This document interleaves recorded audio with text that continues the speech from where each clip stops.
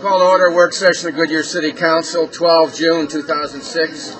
All council members are in attendance. First item on our agenda is the report on the proposed Litchfield Corridor redevelopment plan. I think Carrie's on for that one. Is that right? Carrie, you got it. Hi, Bonnie.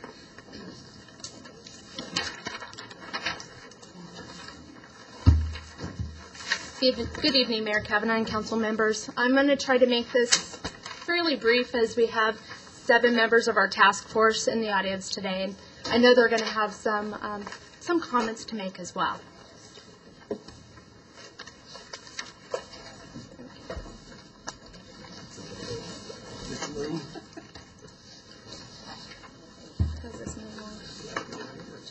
Okay.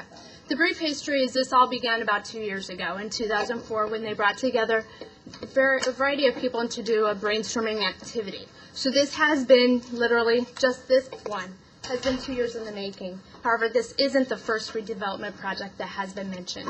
So there are numerous ones. Redevelopment really starts out with an activity core. This is really a core to redevelopment alone. Really, it allows us to create some things in the center and expand from there. And what we would like to do actually is to create a type of a activity cores. We're going to create something that we create one activity core and another one, and we will link them together. What we would like to do at this point is to take a look at maybe one portion of an activity core.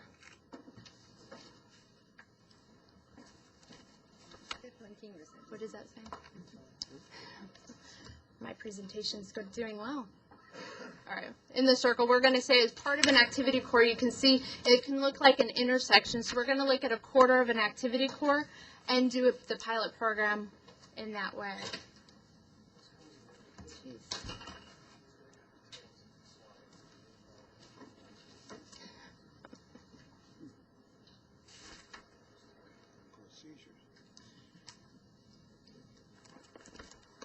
The next slide. Then we'll have control of it. Okay. So we're going to take a look at the pilot program, and we have a rendering here of the northeast corner. The rendering was actually something that Jim King Jr. has partnered up with an architectural designer, Matt, and they're both here today. And this is just to give you an idea as far as what we can possibly do with the beginning of this pilot program. We do have another rendering for that we will also show. The pilot program boundaries are going to include all of mainly Western Avenue east of Litchfield Road in the blue box. It's going to be both the north side of the road and south side of the road that we would like to engage the businesses to participate in.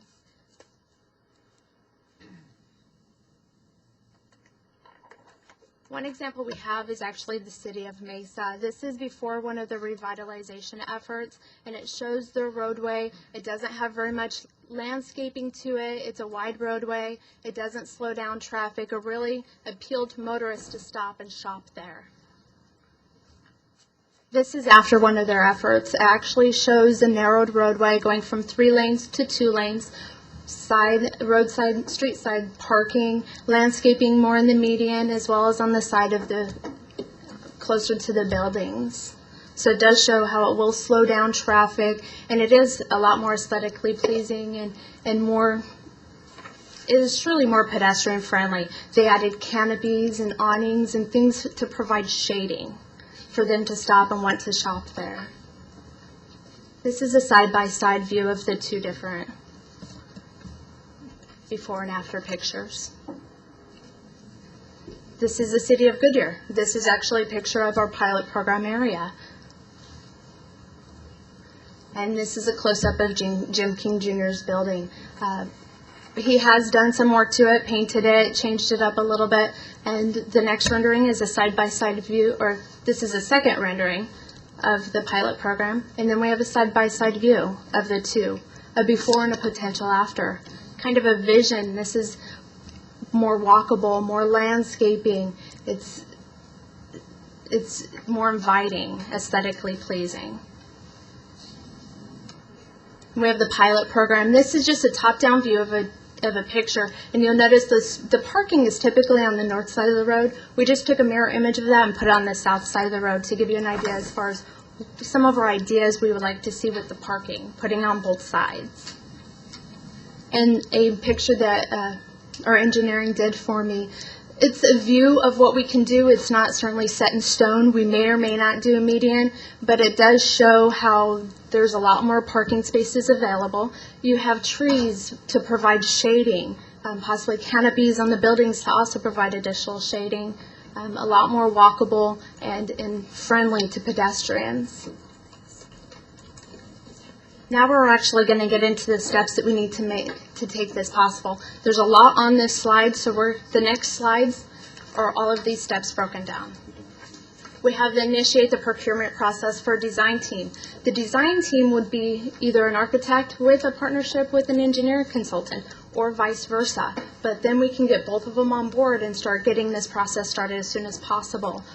We do have, it can start in July. This process does normally take, just to procure one, 3 to 4 months. So we are looking at some time for it, and that's the reason why we want to start this as soon as possible.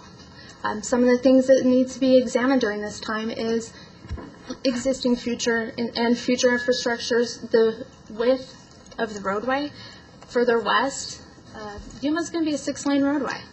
So we need to take that into consideration as far as what do we do with the traffic once they get to Litchfield Road and we put them onto Litchfield Road.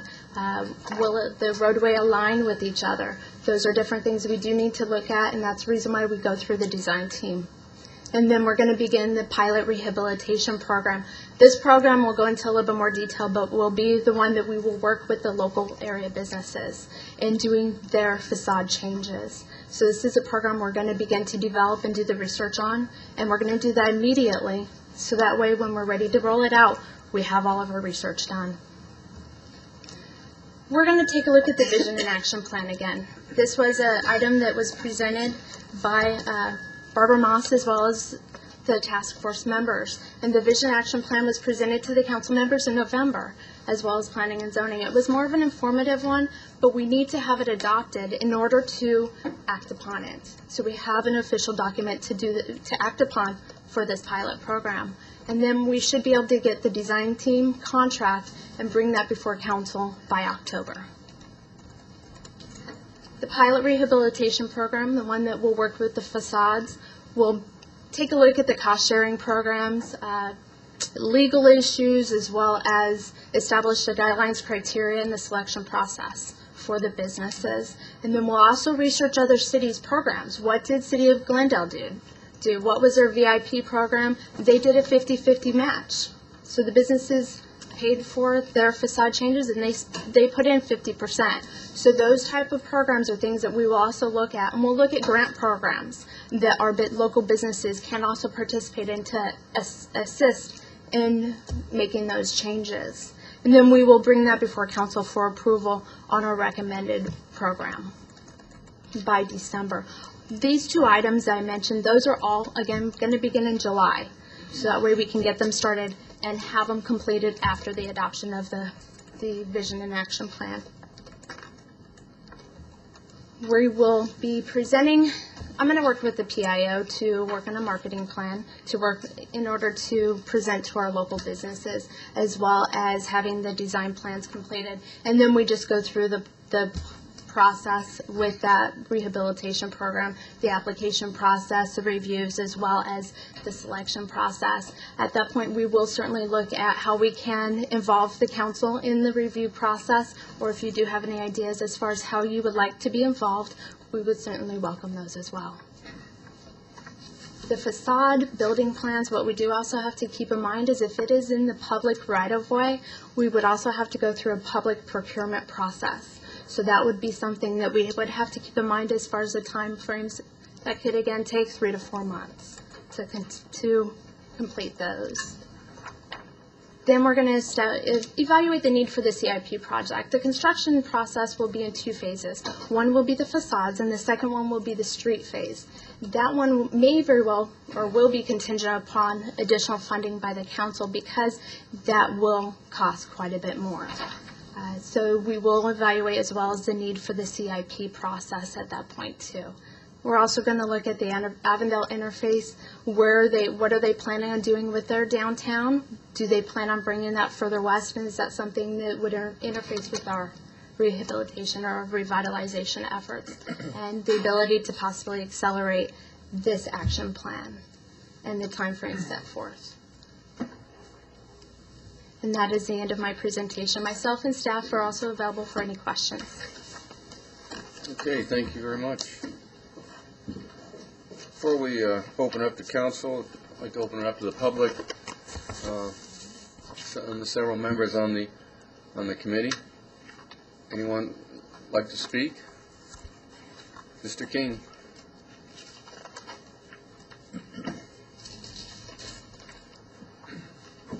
Good afternoon. Jim King, 4615 Greenview Circle South, a member of the task force, members of the council and staff.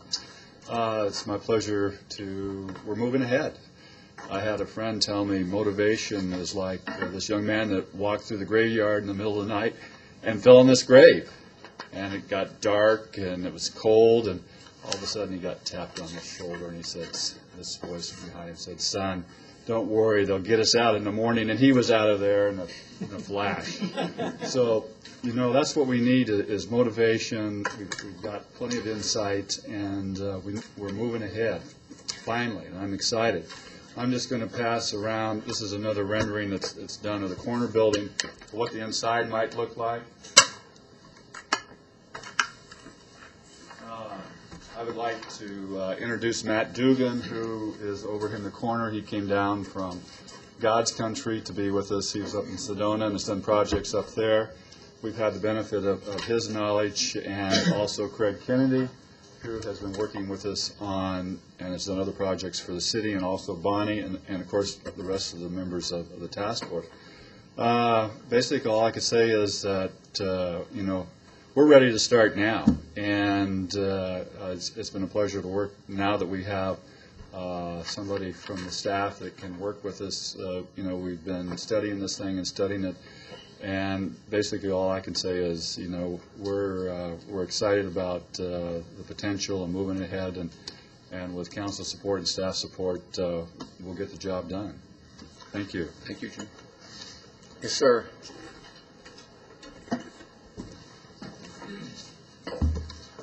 Good evening, John Durand, 14937 West Piccadilly, Pebble Creek.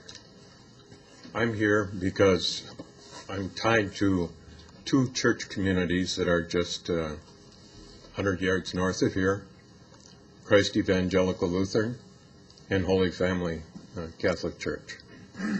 We've just finished our Capitol Drive. We're through with the engineering studies. We've acquired another 100 feet of property from Suncor, and we're in design for the phase 1 of our additions to our building. We stayed here in downtown Goodyear even though the Senate had advised us that we needed to move north of Camelback, that that's where the action was.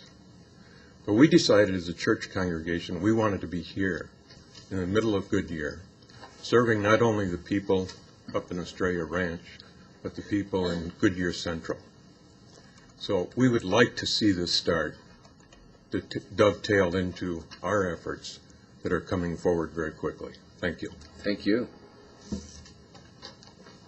Further comments? Ken? Mr. Mayor and Council, Ken Porter, 13360 Almeria Road, Goodyear. I'm here as a resident on the committee. I lived here for 23 years, and when I think of Goodyear, the first thing that comes in my mind is the Litchfield corridor south of I-10. So I think this is a good plan to start. I know we have many years of working on this area and redeveloping it, but I think it can be a jewel of our community, and I appreciate your commitment towards working on this. I know there's lots of details to work out in any of this redevelopment, but as long as we have a commitment that we want to change it or make it better, I think those details will somehow get worked out. So I appreciate your commitment to redevelopment. Thank you, and we appreciate your continuing commitment to the city. Further comments from the public?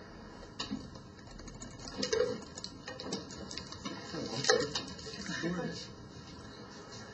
evening, Council, Mayor. I'm Matt Dugan from Sedona, Arizona, and I'm the architectural designer who's completed several of the conceptual elevations for this pilot program. And I just wanted to tell you, excuse me, I've got a frog in my throat. Just want to tell you that I think there's a lot of potential for this downtown area.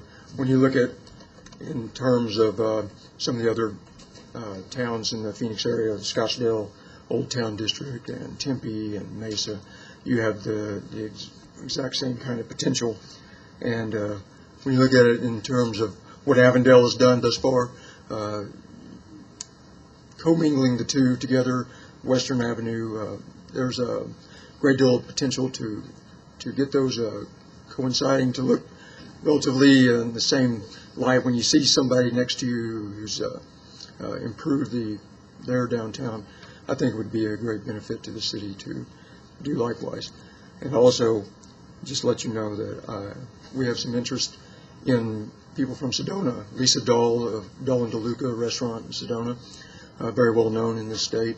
She has shown an interest in Mr. King's building and some of the other buildings along Western Avenue. And there's some possibilities there, retail and restaurants. So I just wanted to, my 2 cents is I think it shows a lot of potential, and glad to lend a hand. Well, thank you. Further comments from the public?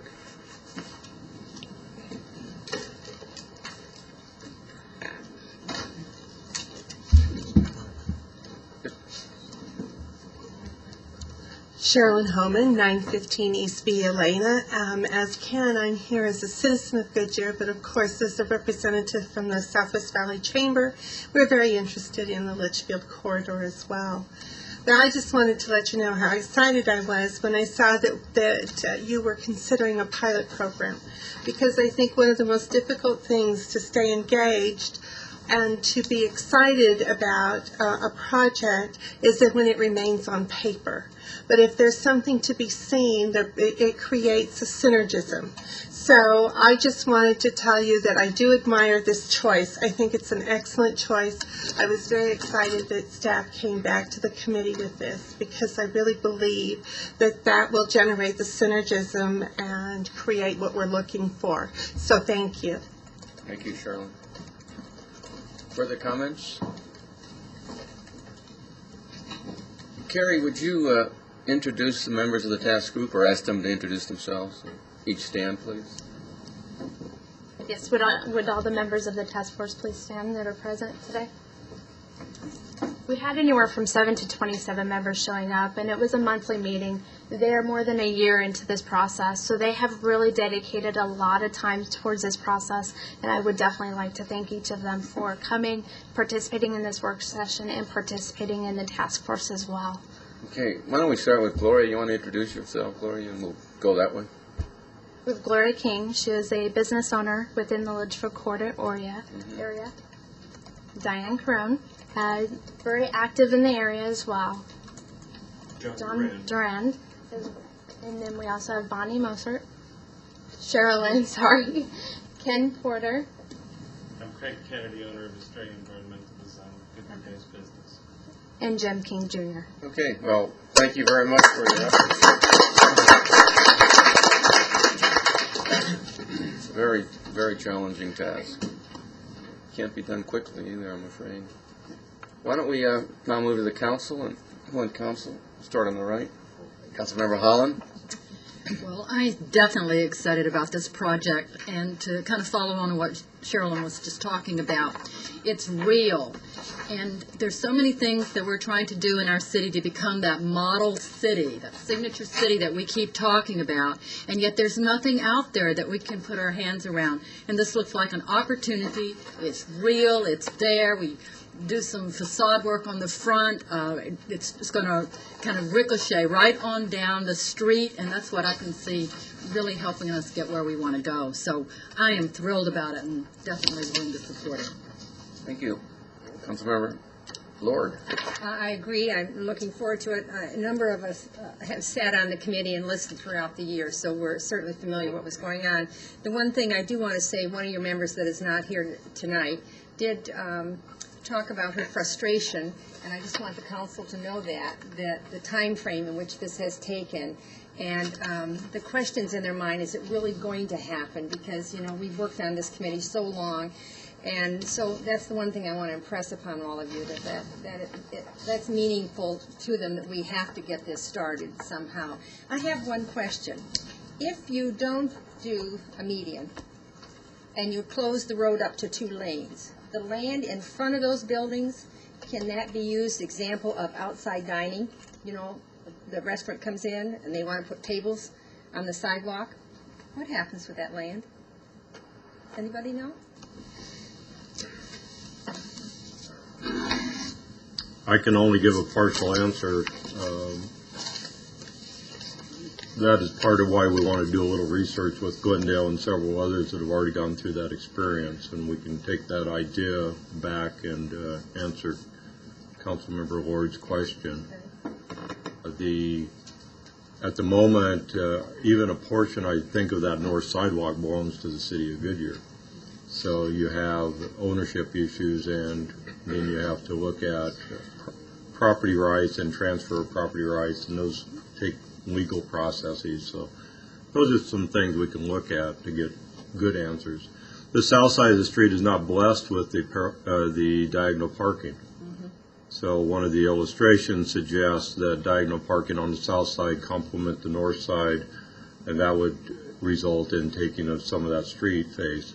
Also, the sidewalk is only half again what it is on the north side. So if you want to complement with treescape, with the kind of parking or the people space, then you need to come up with a different kind of design feature. And that's the benefit of some of the work that's already been done by the architect and the other folks here providing that kind of comment. And that's very valuable to this process, and appreciate it very much. And in final, I'd just like to thank you for all your hard work. And I think that you're going to see a commitment by all of us to get this started, get it done. Councilmember Scott? Yeah, I was also a member of this group, council representative to it, and we did have a lot of sessions over a year. 2 of our leaders, Paul Orchett, who's our architect leading us through this, he isn't here this evening. Barb is long left, but most of the committee is still around. The problem I have with this project is it's taking too long to launch. Now we talked, Carrie, you just talked, where's Carrie? Talk about research. I have no problem with ongoing research. And that's what makes the world go round. But while we're doing the research, we have to get this project going.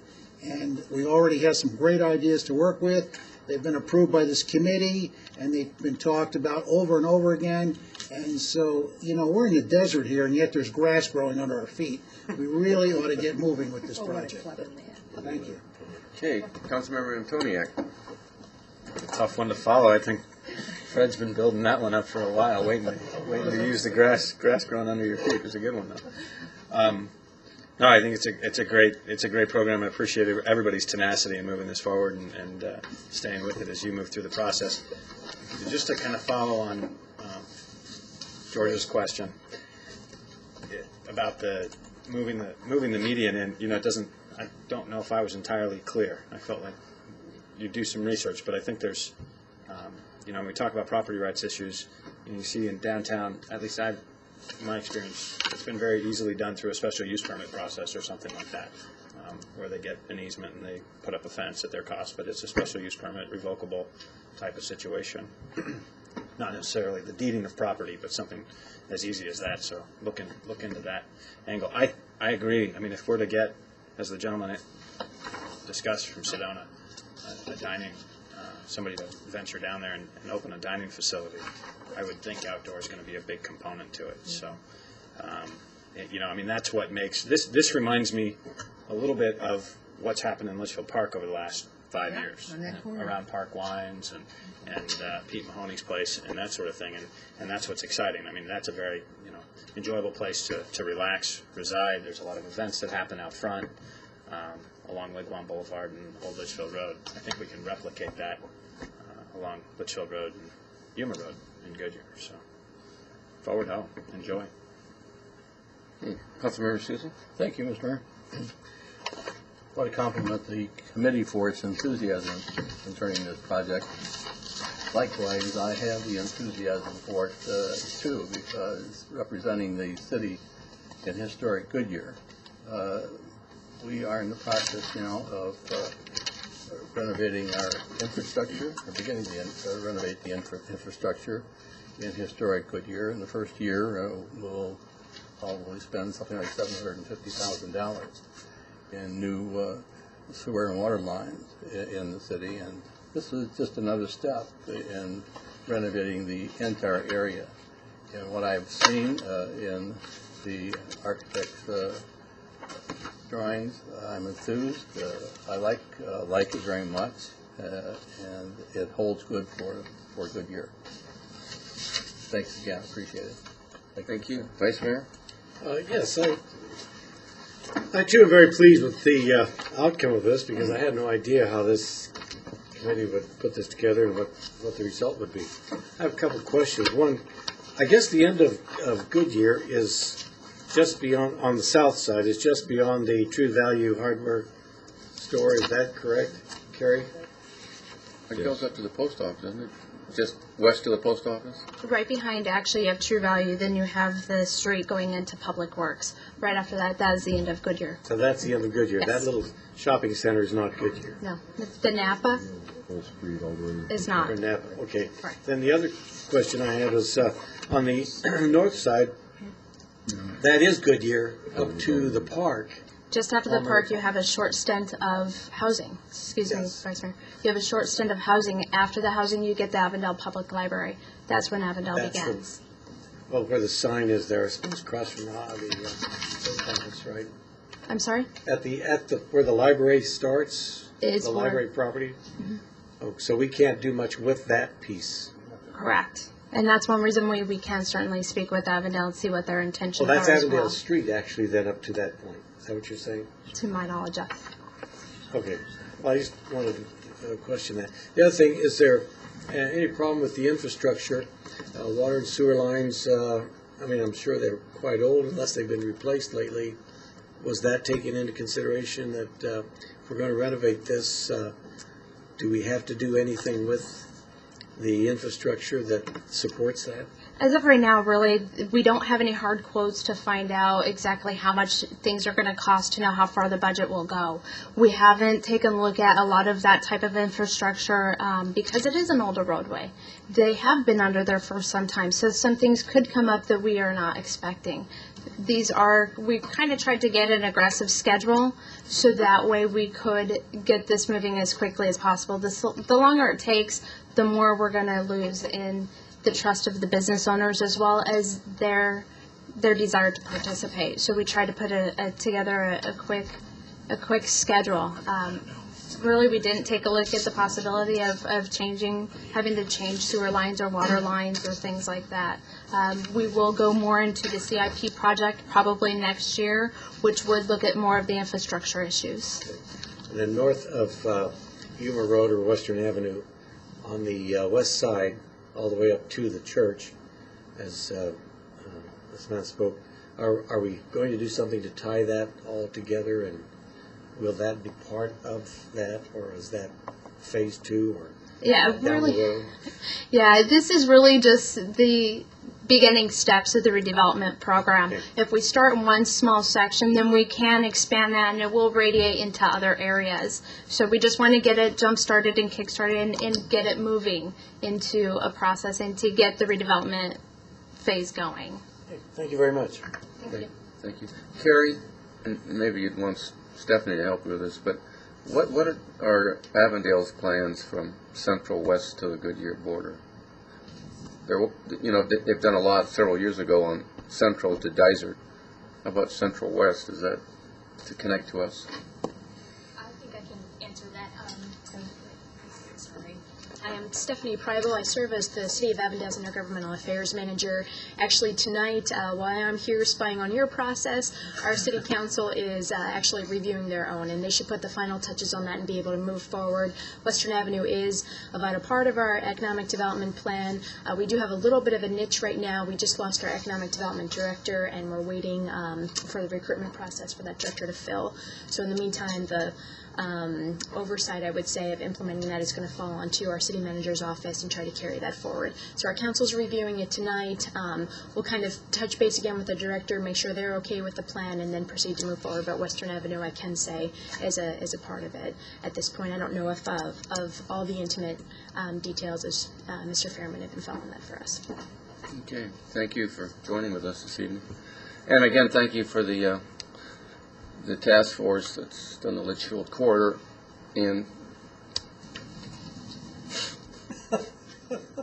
what do you got, Jim? I just, Jim King was raising his hand. oh, I'm sorry. Go ahead.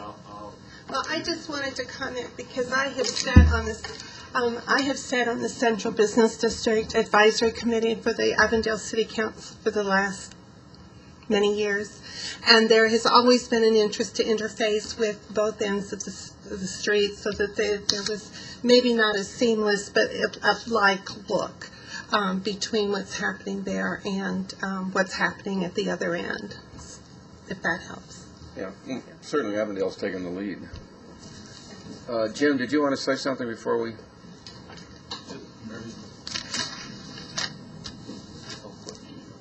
Okay. Okay, Jim, while you're waiting, Councilmember Souza want to comment, but come on up and you'll be ready. I have a concern expressed by Councilwoman Lord on diagonal parking. If I can recall, when Avondale did their renovation on Western Avenue and they had completed it, there had been some ramifications regarding diagonal parking. People were having difficulty with getting in and out of those spaces. And I'm wondering if that might be a concern for us. And as you indicated, maybe we'll have parallel parking on the north side and maybe diagonal parking on the south side to alleviate that. I don't know. Actually, a lot of those, and that's a very good concern, and that's something that we can certainly work through and gather more information about when we go through the design process with the architect and the engineering consultant. So those are different things that we can discuss with them as far as what's positive and negative towards both approaches. So we keep them in mind. We definitely will. Good. Thank you. Thank you very much. Jim? I know money is always an issue. We're kind of budgeted for $120,000 to do the engineering, but it would certainly be nice if you all found some more money that, we could Jim, get this Look thing at my going. mattress tonight, see if there's some there. Excuse me, go ahead. Yeah, I was thinking this over, mulling this over when I first went over this concept and looked at the program and plans that you have. Well, whether or not we might be able to get some CDGB money. Whether or not we might be able to get some CDGB money here. And Frank, I'll ask you to come in with me on this.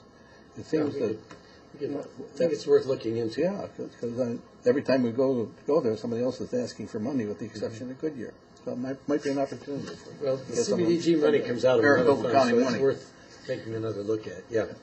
Yeah, we need to get together on it. And I think Councilperson Sousa meant a good point, because I know we got the park there, and there's, we could go after some park. We could probably, do some improvements to the park while we're in the same process. So that's something else to give Kerry to do. Thank you again. Okay, well, thank you. Obviously, there's a lot of unanimity on this panel here in support of the effort, and we certainly, I think the word is let's press, which is hopefully the word you wanted to hear, and it sounds like you're going to get support, and you deserve it. So it's for the betterment of the city of Goodyear. There is no question. So thank you very much for that.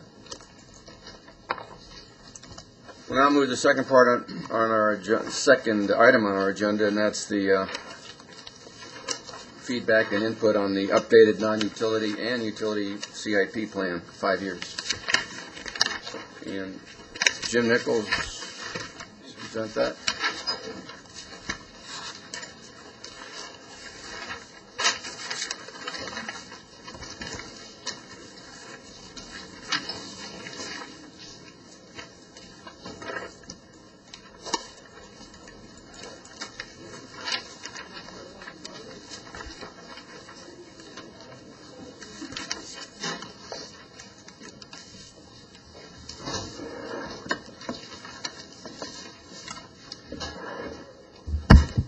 Good evening, Mayor and Council. I'm here to present to you an overview of the city's capital improvement plan. This is an update from the version that you saw this past January, with the inclusion of the utility portion, which was not present at the time.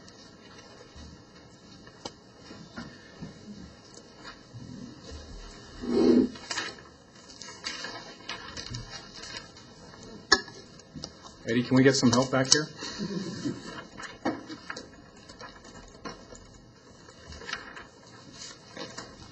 Thank you.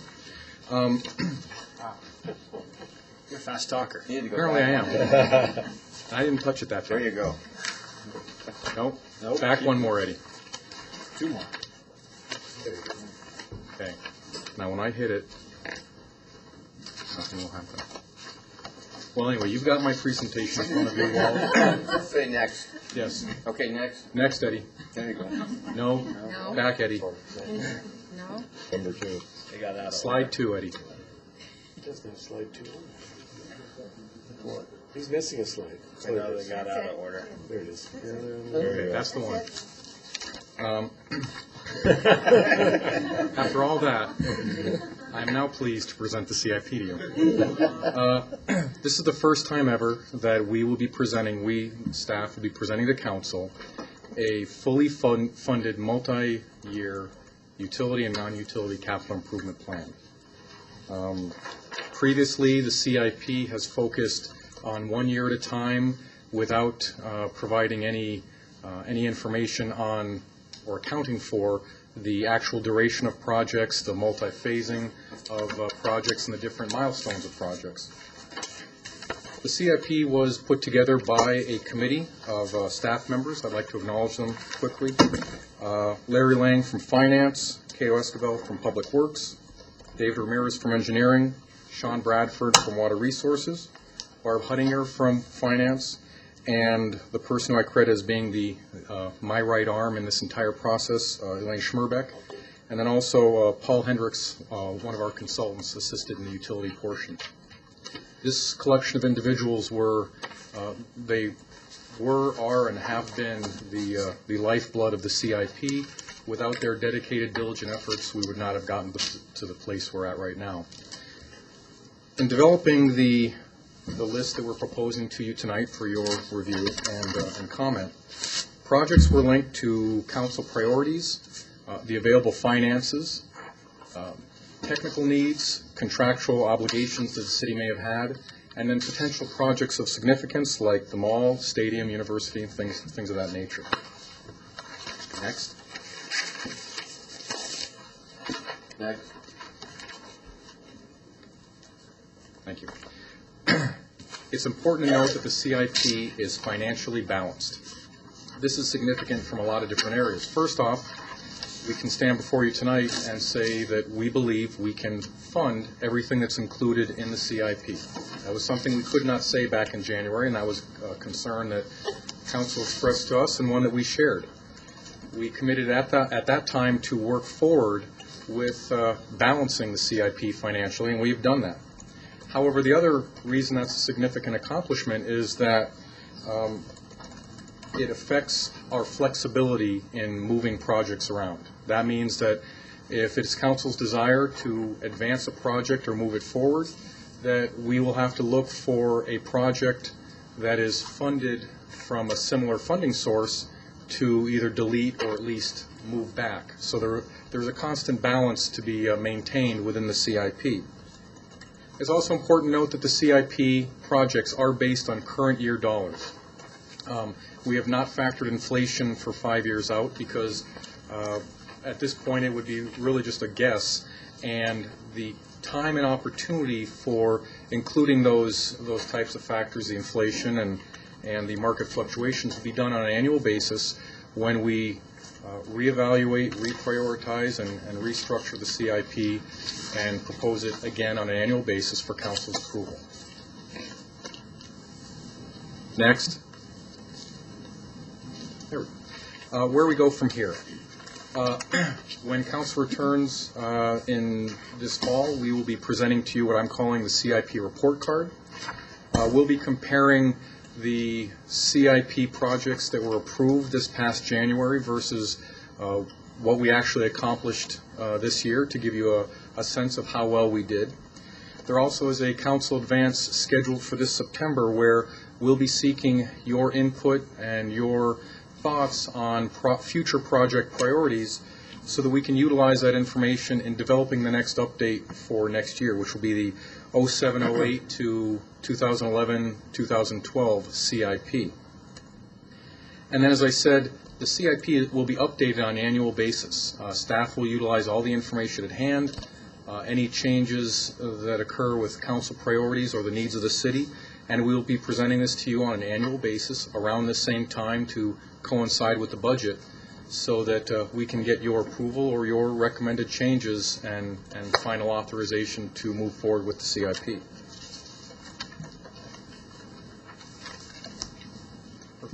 One of the things I wanted to point out is that we have not changed the CIP from the version that was provided to you in your packets.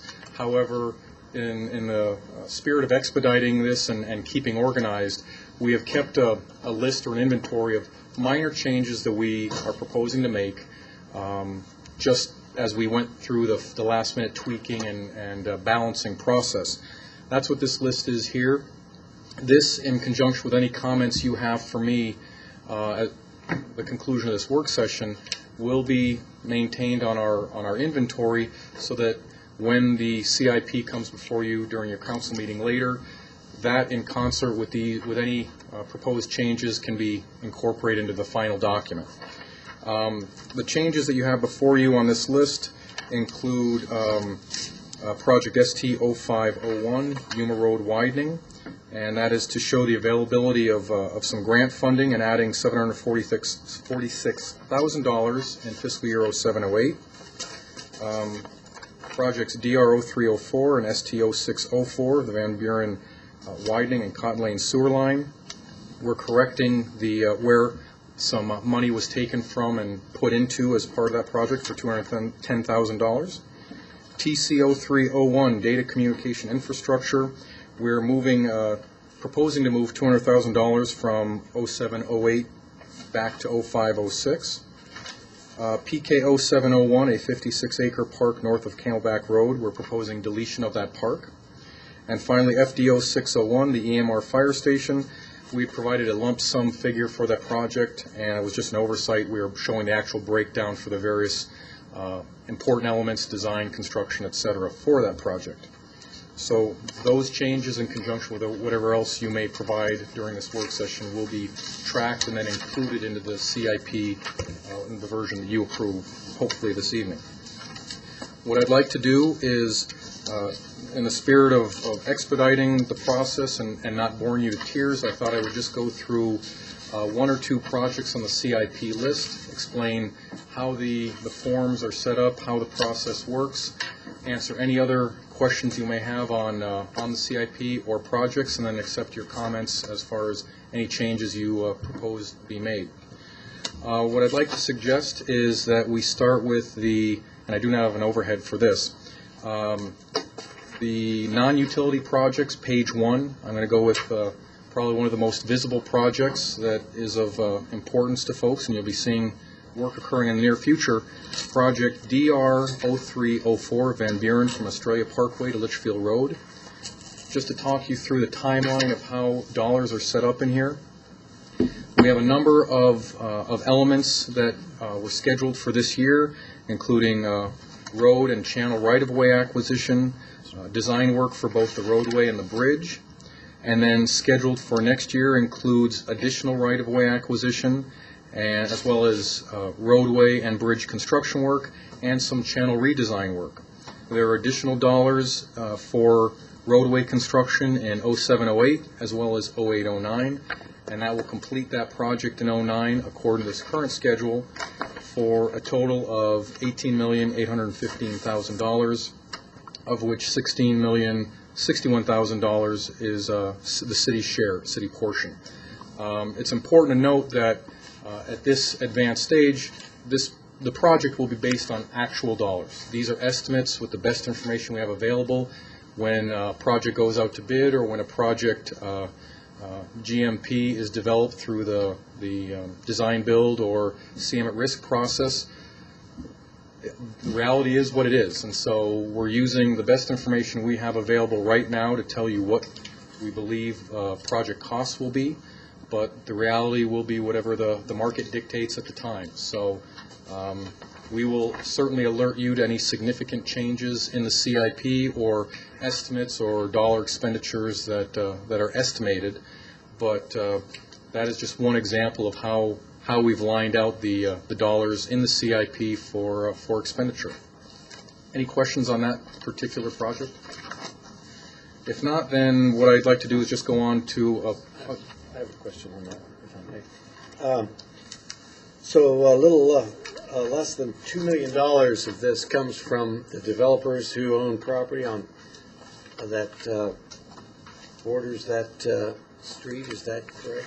Where is that? At this point, yes, you are correct, though we will be looking at a cost recovery ordinance so that the city can recoup any dollars expended on the project that might be recoverable for us if a benefiting property owner comes in after the fact. But we don't have those we don't have that mechanism set up in place yet. Okay, so if they're not developing it, that would be down the road in a Correct. area. So Correct. but when that is developed, then that becomes, we can pick up. We can be share. reimbursed, yes, So with that probably mechanism in place. You can't estimate what that cost would be and what. Not at this point, because it'll be based on the reality, the actual dollars expended. Okay. Thank you. You're welcome. As you're going through these streets projects, is it safe, because I saw some line items that were separate and apart, like 2 street signals per year. Is it a safe assumption, though, when you're talking about such a large project like Van Buren from Estrella Parkway to Litchfield Road, that the signalization of that infrastructure is included in that overall cost for that project and not part of those of the 2 per year? Yes, the 2 per year are a generic catch-all, you might say, for any signals we may need in the city. Projects of this nature that include, that do go through signalized intersections would account for the signal improvements if that's part of the scope of the project. But I guess I make the assumption if you're building 6 lanes, signalization is part of the scope. Yes, of the project. exactly. Okay. I'm trying to be generic so that, depending on the project. Make assumptions. Yes. Does that answer your question? Yes. Okay. If nothing else, then I'll move on to a utility project. And again, we'll go with page 1 just to keep it simple. Project WA0408, storage tank refurbishments, middle of the page. Inspection, repairs, cathodic protection, and seal coatings as needed. You can see this year we have $70,000 for design and engineering, $630,000 scheduled for construction. Next year we have an additional $130,000 for design and engineering, $1.17 million for construction work. Project has a total value of $2 million. Although it says, and I believe on that item, on the utility work, one of the corrections to be made is that the city's share has not yet been placed in there. So that's one of the things I have to include on my table, is that that box or that table or column is still to be filled in. But that's just one example of a utility project and how we schedule that out. So unless there are specific projects you'd like me to go through and drone on about each one after another, I'm available to answer whatever questions you may have, take your feedback, make tweaks or changes, and add them to our list. We'll run it through the council in a second. Any comments from the public? Inputs? Questions? Okay, comments, questions from the council. Councilmember Scott? I have no comment except, Jim, to say that this is one of the nicest projects I've seen since I've been on the council. It's easy to follow, it's easy to understand, and I congratulate you on putting it together. Thank you. Councilmember Holland? I also want to add to that. It's good to see us looking at things as a growing business. And I guess I've been kind of on that for quite some time, so this really just is right up my alley. We're thinking well ahead, and this flexibility that we need to move into the future. So thank you. Thank you. Vice Mayor? The only comment I have is it is a nice job. I agree with everyone that's been said so far. And I guess as a layperson who would come in and look at this after the fact, they'd say, why do some of these, if you've got the money now, why is some of this spread out so far? And I think in some way we need to get that word out, that there is a reason for that because of the fact that you can't do the engineering and the design and the construction all in 1 year, and it does have to go out year by year, even though it's possible that in some cases the money might be there. So if the funds are available, fine. But this doesn't mean that any grant money on any of this would be in jeopardy, would it? On any of these projects? No, I mean, this doesn't secure or hurt any grant opportunities. We have factored grants where we believe we are going to either where we have obtained them or where we're pursuing them, so that has been factored in. If a grant opportunity doesn't materialize as we hoped somewhere down the road, then we would factor that information into the next update and see how that plays out with the financial balancing that we've established as of this point. But the grant opportunity that's available now, because of a timeline and us not being able to get to the construction in a timely manner, would not keep us from acquiring the grant. It shouldn't. It shouldn't, because what is shown in this CIP is the reality. It's with or without this document, design would have to come before construction, and that's a limitation that we would face with or without the CIP expressing it. So this shouldn't affect any grant opportunities any differently than just the reality of how we would execute a project. Because this is what I feel that a layperson from the community, if after seeing this, would say, well, gee, if that money's available, why can't we get this all done this year or within the next 2 years? Why does it have to go out to year 2009-10? Anyway, just a comment. Okay. Well, and a point I can make, it's a great question and something you're right that someone in the community may ask.